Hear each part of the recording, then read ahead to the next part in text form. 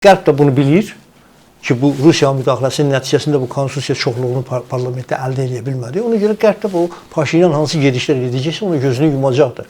İndi yenə deyirəm, o iş adamları bunlar duracaqlar, qalxacaqlar. Ermənistanda biznes boğulur, hakimiyyət biznesi boğulur, insan azadlığı, nə bilim, söz azadlığı yoxdur. Amma bunların hamısına göz yumulacaqdır. Ki Paşinyan o dediyimiz səsləri alıb konstitusiyada dəyişiklik edə bilsin. Və edəcəkdir. Mən elə gəlir ki, orada bir 7-8 adamı neytrallaşdırmaq Paşinyan üçün bir şeydir. Əgər etməsə, siz deyəndir. İki başlı oyun oynayır demək. Siz deyəndir. Deməli, seçkinin bu nəticələri ona sərf edir.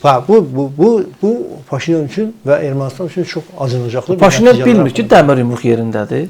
Təbii bilir. Bu dəfə dəmir yumruğun başına elə dəyəcək ki, elə zərbə ilə dəyəcək ki, o bir də özünə gələ bilməyəcək. Bütün bu olaylardan sonra xəyanət edəcəksə, yəni siyasi müstəvidə xəyanət edəcəksə, Azərbaycana qarşı, Türkiyəyə qarşı və eyni zamanda Amerikaya qarşı da bu sülh müqaviləsi harda paraflanıbdır?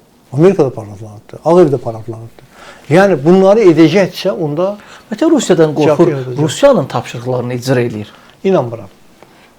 İnanmıram. O Rusiya ilə baxın, görün, orada bir balaca heç olmasa bir oyun görə bilirikmi? Hətta o sıradan bir olan iş adamlarının, sahibkarların başına oyun gətirdilər. Milyonlarla içkilərlə üzləşdilər o idxal ixrac əməliyyatlarını, yəni Ermənistandan ixracla bağlı. Rusiya sadəcə olaraq bata bilmədi. Çox çalışdı, axıra qədər batamadı. Amma müəyyən qədər iş gördü də, Paşinyanın heç olmasa parlamentdə konstitusiya çoxluğundan məhrum elədi, səs çoxluğundan. Ki Rusiya bağlı qüvvələr nə qədər səs alıblar?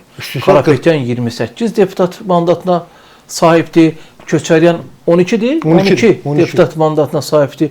Ona əməlli başlı gücdülər parlamentdə. Bəli, gücdülər. Ona görə bu Paşinyana sərf edən variantdır ya yox, bunu zaman göstərəcək. Biz hər halda Ermənistanın baş nazirindən verdiyi sözlərə, verdiyi vədlərə əməl etməsini gözləyirik.